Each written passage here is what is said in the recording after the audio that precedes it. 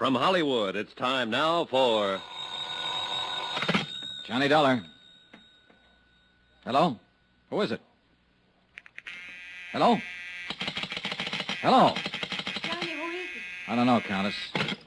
Maybe they weren't expecting a man to answer, or at least not me. I would not know about that. What about this guy who was lying unconscious in your closet? Would you know anything about that? No, Johnny. I didn't think you would. I'll give him another shot of those smelling salts. I think he's coming too. Good. Maybe he'll know about some of these things. Yes, he will. Some of them. And of course he will tell you. I was hoping it would not be brought out. I did not want you to know. Murder is usually brought out sooner or later. Not murder, Johnny. It is not that simple.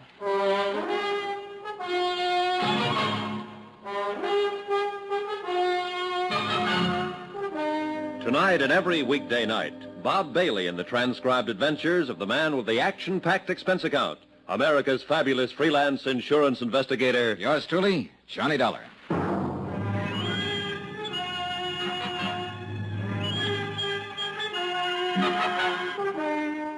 From Special Investigator Johnny Dollar, location Algiers, North Africa, to the Home Office Transworld Fidelity Company, Hartford, Connecticut. Assignment, the Lorcoe Diamonds matter. Expense account continued. Item 6, $9.30, smelling salts and a bottle of scotch. The smelling salts were needed for a double-talking fellow named Zeindorf, who'd managed to get himself gassed half to death in a closet. A representative of your client who suffered the $100,000 loss, Lorcoe Diamonds of Amsterdam. The scotch was for me. Johnny, he does not like it. Should I go on holding them under his nose? Yeah, sure. Keep shoving them at him until he's strong enough to fight you off. That's how smelling salts work. A person has to come to in sheer self-defense. Nine, stop. It's more too plenty already. My nose is killed, dead, no more. Maybe even poking it into the wrong places. What were you doing in that closet, Mr. Zeindorf? It's nothing. I can tell you the entire thing in 2 words. Use more if you need them, but make it good. Nobody has found this beautiful diamond. Nobody has do anything. So I'm come looking for my own self. In that closet? 9 is only for hiding. I am wait for everybody going away, going at sleep. Then I am going to looking. In my apartment. What made you think they would be here? You are pleased to forgiving me, Fräulein, but I am not taking the chance. I'm think to looking every place. Who turned on the gas out there? Do not ask it. I know nothing. I think I have sleeping some, maybe, and when I have waking, I am died almost. Yeah. Well, apparently somebody was out to get one of us at least. Hey, what about that maid of yours, Maria? Or is there one? Of course. She... You know, that is strange. She disappeared about the time you arrived, slipped out without a word. Does she live here? I think she lives up in the Casbah. I hire her through the agency. I see. Do you think she did it? Oh, the more I find out, the less I'm sure of. Maybe Mr. Zeindorf did it, trying to commit suicide over his missing trinkets. 9. Suicide is one thing I am not. And I desist to listen no more. I am to leave here immediate. Oh, by the way, Mr. Zeindorf. Yeah, what is it? As I understand it, you boys in the international jewelry business are ordinarily pretty cautious in your dealings. Yeah, the prudence, mynheer. Always the entire prudence. That's what I mean. You always investigate a new client thoroughly before you take any chances, is that right? Is entire correct? Johnny, no. Then why did you send $100,000 worth of diamonds here to Algiers at the request of a woman who doesn't have a cent to her name? Why, it is to me these things are always happen. Mynheer Dollar, I am the highest ethic of business. I cannot give you answering. Well, one of you better give me an answering. Oh, it is all right, Mr. Zeindorf. Please, you tell Contessa. All right. What he is trying to say, Johnny, is this. It did not matter about my financial standing because I was not actually a client. What do you mean? You ordered the stuff? Yes, several pieces on approval, so I could make a selection. Anything up to $20,000. Somebody else was paying for it. It was being given to me as a gift. By whom?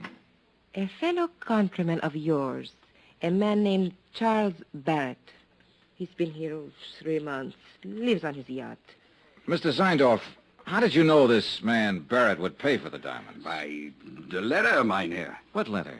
When I wrote to the Lorcoe firm, I took the liberty of enclosing a letter written to me by Mr. Barrett. His own authentical signings. We investigate immediately. What sort of a letter was it? He promised to pay for a gift of jewelry up to $20,000 of my own selection in return for certain consideration. What considerations? Romantic, Mynheer. It is a little present of the engagement. Is that what it was, Maria? An engagement present?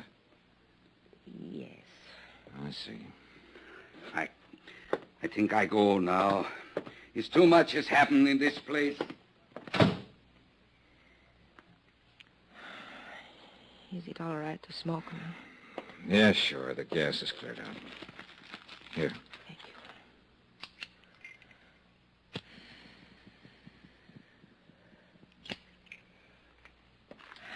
you. I wish you hadn't kissed me, Johnny. I thought you said you liked it. I did. That is why I wish you hadn't. Are you trying to say that... Oh, relax, Johnny. I am not a child.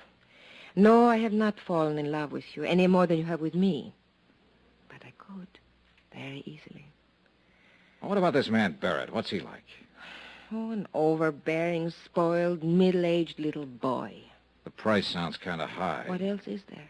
Ever think of working? Where? At what? In Italy, yes. But you know what's open there for an impoverished countess. Yeah, I know. And I suppose you can't get a work permit anywhere else, is that it? Oh, forget it, Johnny. All I know how to do is be highly ornamental, say the right things to the right people, do the right things at the right time, and eat by stealing caviar at cocktail parties. You go hungry a lot that way. Yeah, I guess it's rough. Well, don't let it throw you, honey. You're not the first girl who married for money. What? I guess you don't understand. Nobody has said anything about marriage. Oh, I see. Well, Johnny, I imagine you will be leaving now. So, good night, Johnny. Goodbye. For all the progress I'd made in the case, I might as well have stayed at home. Another fish off the hook. Logical suspect number one had been the customs property agent Andre Jardine. But the blow on the head that sent him to the hospital hadn't been faked. And that, plus the fact the diamond courier had shown symptoms of poisoning before the plane even landed, seemed to leave Andre in the clear. And now number two, Maria Countess d'Atalia, was apparently able to supply another answer every time she needed one. And her answers were backed up by Hans Zeindorf, Lorcoe's own representative. We were shortcutting through the harbor district when I began to realize that the same car had been behind us ever since we'd left Maria's. It was a low-slung English job, expensive and easy to recognize. Driver. Oui, monsieur? Hit the gas a little harder. See if you can shake that car behind us. Mais oui. The other car picked up speed to match ours and still held the same distance. Hey, try a couple of fast corners. I want to make sure. Yeah?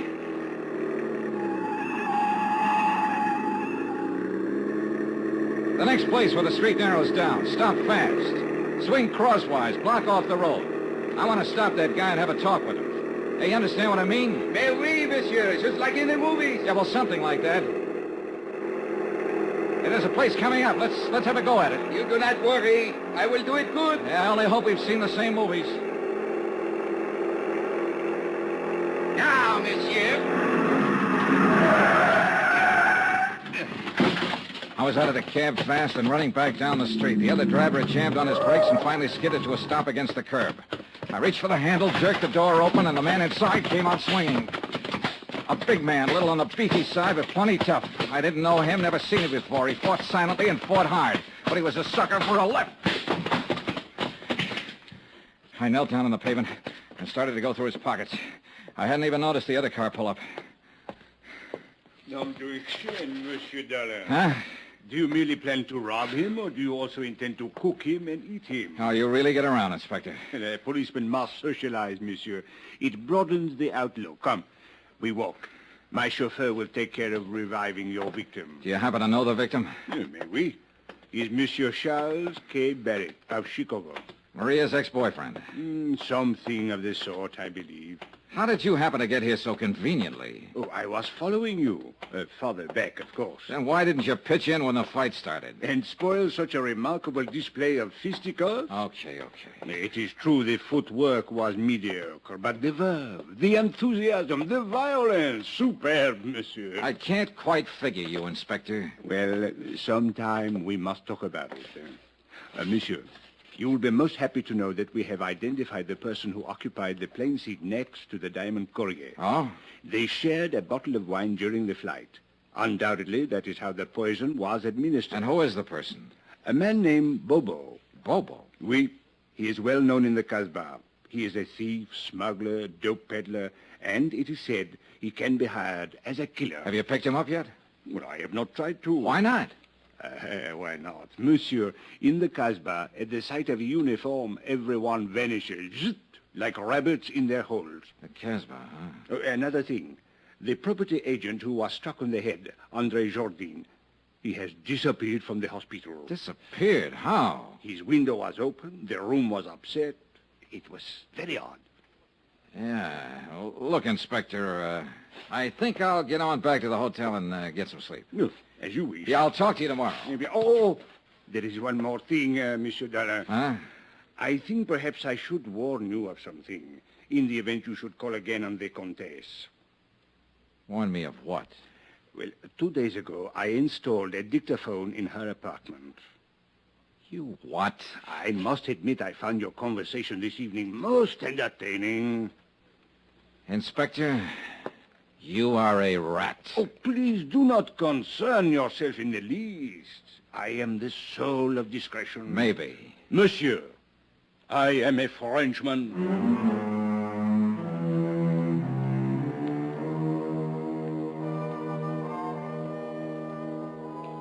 Twice tonight, the Casbah had been mentioned. The strange, mysterious native quarter on the steep hill behind the city.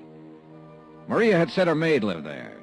And now Bobo, who'd given poisoned wine to the Diamond Courier. I had an angle, and I had some ideas. The picture was finally starting to make sense. But I needed some more answers. And the trail led into the Casbah.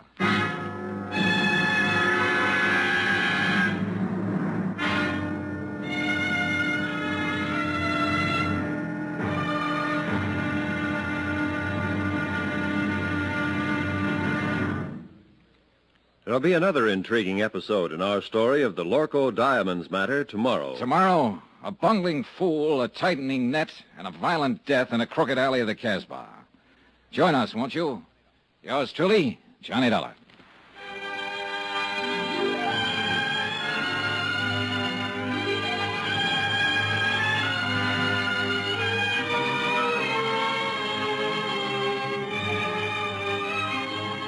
Yours truly, Johnny Dollar, starring Bob Bailey, is transcribed in Hollywood. Written by Les Crutchfield, it is produced and directed by Jack Johnstone. Be sure to join us tomorrow night, same time and station, for the next exciting episode of Yours truly, Johnny Dollar. Roy Rowan speaking.